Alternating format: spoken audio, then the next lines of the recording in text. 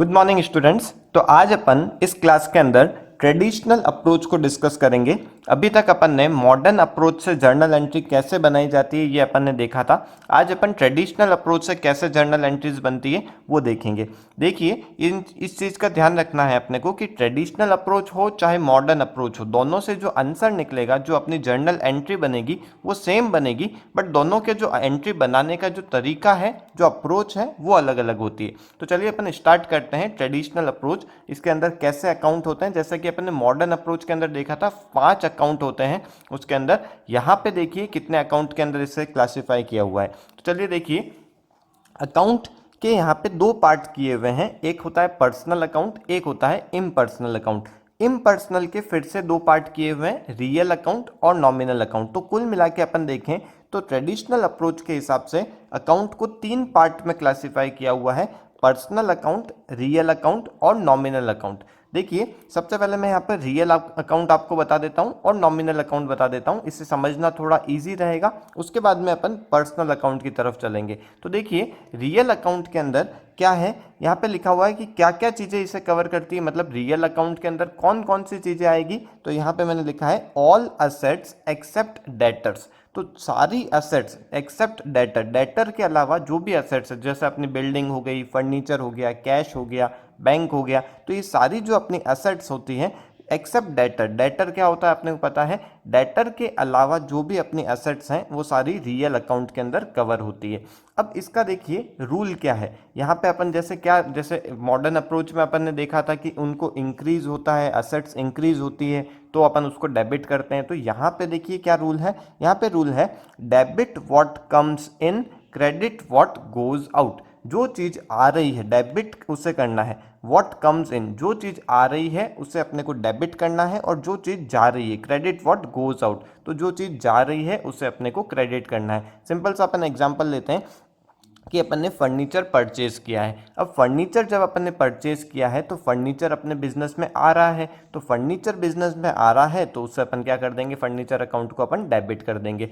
और फर्नीचर जब अपन ने खरीदा तो इसके बदले में क्या जा रहा है, बदले में अपना कैश जा रहा है। तो कैश भी क्योंकि एसेट होती है तो वो रियल अकाउंट के रूल से ही चलेगा। तो वो जो कैश है क्योंकि जा रहा है तो उसे अपन क्या करेंगे, क्रेडिट करेंगे। तो क्रेडिट व्हाट गोज आउट, जो भी चीज़ आ रही है उसे अपन डेबिट करना है और जो चीज़ जा रही है उसे अपन क्रेडिट करना है। ध्यान ये रखना है कि ये रियल अकाउंट का रूल है। इसका मतलब ये रियल अकाउंट के अंदर अपने को ध्यान रखना है कि जो भी असेट्स होएगी उनके लिए ये रूल चलेगा, इसके अलावा और जो चीज़ें हैं उसके लिए अलग रूल चलेगा। जैसे कि अब अपन बात करते हैं नॉमिनल अकाउंट की।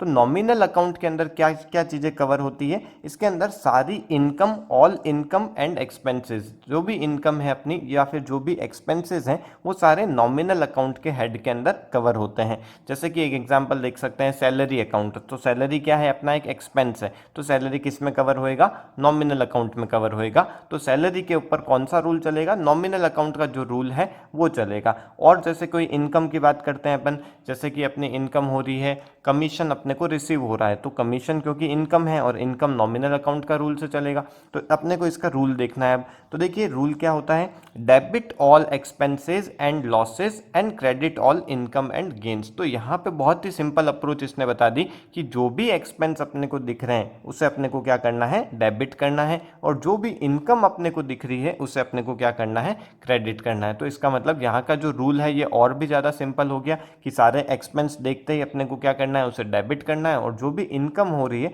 उसे अपन क्या करना है, उसे अपने को क्रेडिट करना है। तो एक एग्जांपल देखते हैं इसका कि पेड सैलरी, अपन ने सैलरी दी है। तो देखिए यहाँ पे 2 अकाउंट इफेक्ट हो रहे हैं। पहला अकाउंट हो गया सैलरी अकाउंट और दूसरा अकाउंट हो गया कैश अकाउंट। तो सैलरी जो अकाउंट है क्योंकि वो क्या होता है, एक्सपेंस है, तो एक्सपेंस नॉमिनल अकाउंट के हिसाब से चलेगा, और नॉमिनल अकाउंट का रूल बोलता है कि debit all expenses and losses. तो इसका मतलब हो गया कि सैलरी जो है उसे अपने को डेबिट करना पड़ेगा इस रूल के हिसाब से। और दूसरा अकाउंट इफेक्ट होएगा कैश अकाउंट।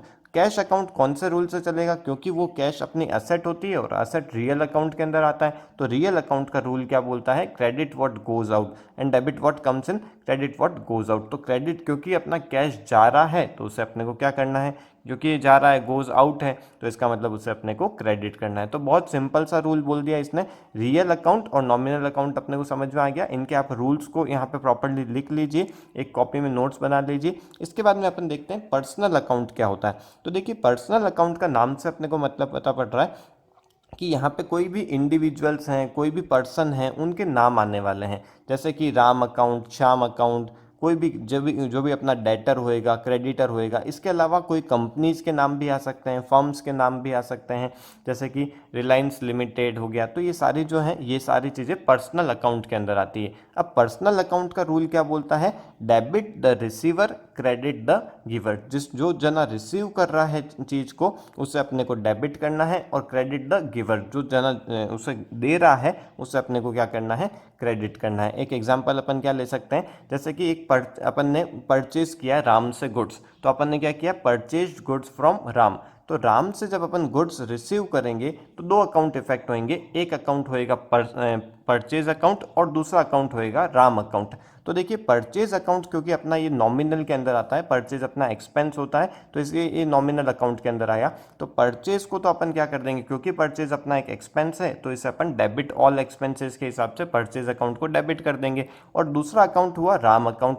राम अकाउंट क्योंकि पर्सनल अकाउंट के हिसाब से था, तो पर्सनल अकाउंट का रूल क्या बोलता है, debit the receiver, credit the giver. तो यहाँ पे राम कौन था, उसने अपने को गुड्स दिए थे, तो दिए थे मतलब वो गिवर हो गया, तो गिवर हुआ, इसलिए अपन ने उसको क्या किया, उसको अपने को क्रेडिट करना पड़ेगा। तो आई होप ये आपको समझ में आ गया होगा ये सारे रूल्स, इसको आप नोट कर लीजिए। और इसके बाद में अपन इसके कुछ क्वेश्चंस देखते हैं कि किस हिसाब से अपन ट्रेडिशनल अप्रोच के हिसाब से भी जर्नल एंट्रीज बना सकते हैं। दोनों जर्नल एंट्री जो बनेगी मॉडर्न अप्रोच से हो चाहे वो ट्रेडिशनल अप्रोच से हो, दोनों एंट्रीज सेम ही बनने वाली है। तो आप कोई भी मेथड, जो आपको मेथड अच्छा लग रहा है, जो मेथड आपको ईजी लग रहा है, उनसे आप कर सकते हैं, या फिर आप दोनों के कंबाइंड मेथड से भी देख सकते हैं, जिससे कि आप और इजीली और फास्ट आप कोई एंट्री को सोच पाओगे। तो चलिए अपन एक क्वेश्चन करते हैं इसका। तो चलिए अपन इलुस्ट्रेशन सेकंड देखते हैं। इसके अंदर क्या लिखा है, state the nature of account, personal, real और नॉमिनल। इन तीनों अकाउंट में से अपने को क्लासिफाई करना है कि ये कौन सा अकाउंट है, and show which will be debited and which will be credited. इसमें अपने को डेबिट करना है, किसको अपने को क्रेडिट करना है, ये इन रूल्स के हिसाब से, इन ट्रेडिशनल रूल्स के हिसाब से अपन देखेंगे। तो चलिए देखते हैं।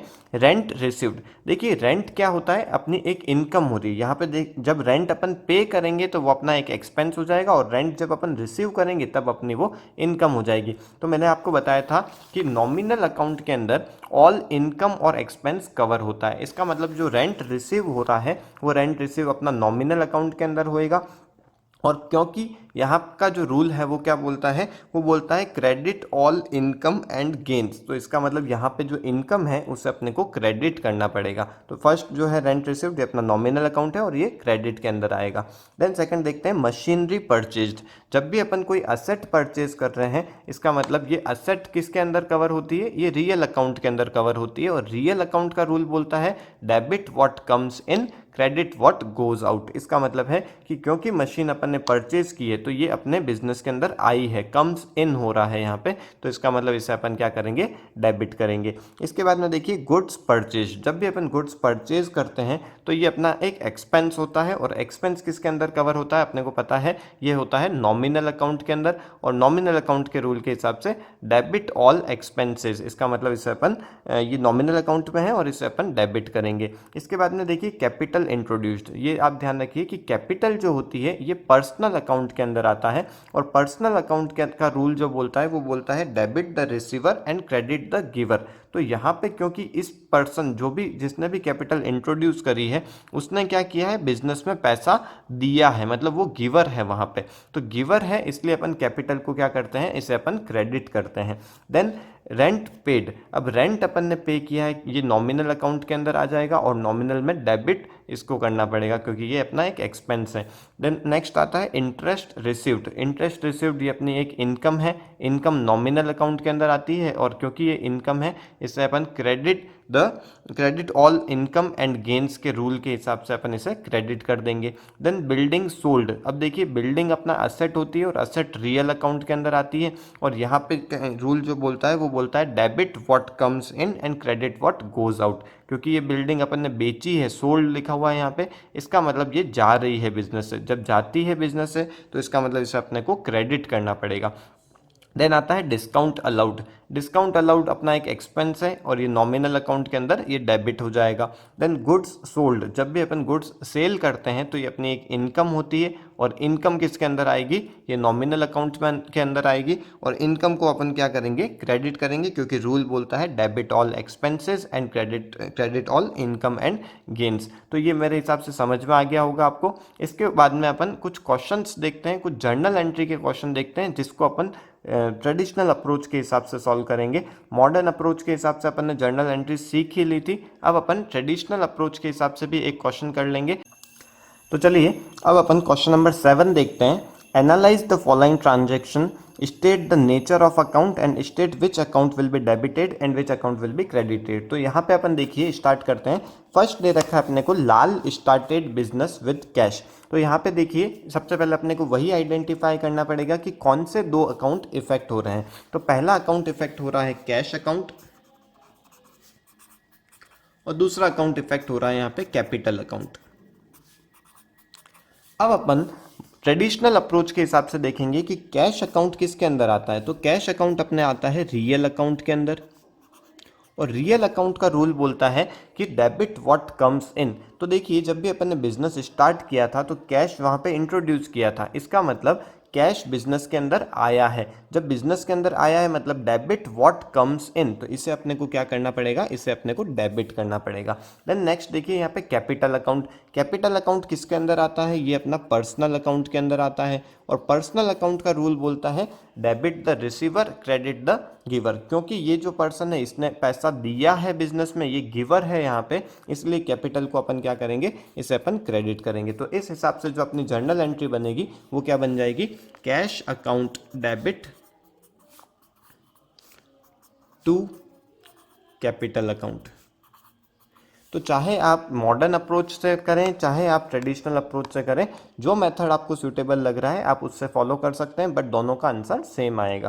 देन नेक्स्ट देखते हैं, purchased furniture for cash from Shanti furniture house. तो देखिए यहाँ पे अपन ने फर्नीचर परचेज किया है और बदले में उनको कैश दिया है। फॉर कैश लिखा हुआ है मतलब बदले में अपन ने उनको कैश दे दिया। तो यहाँ पे देखिए दो अकाउंट कौन से इफेक्ट हो रहे हैं, पहला अकाउंट इफेक्ट हो रहा है कैश, तो इफेक्ट हो ही रहा है, और दूसरा अकाउंट इफेक्ट हो रहा है फर्नीचर अकाउंट।